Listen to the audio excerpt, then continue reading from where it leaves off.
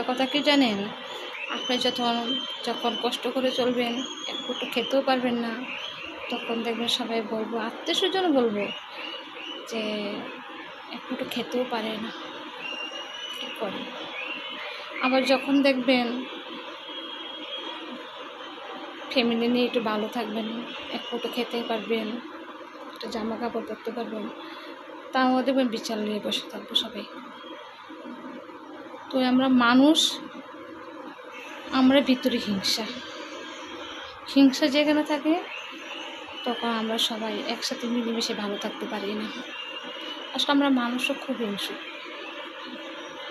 আমরা পারি না যে হিংসা নিন্দা বাদ দিয়ে সবার সাথে মিলেমিশে চলতে একটা পরিবেশও খুব সুন্দরও, সমাজ, আত্মীয় স্বজন, আমরা সবাই ভালো থাকতে পারি হিংসাটা বাদ দিয়ে। আমরা কেন পারি না?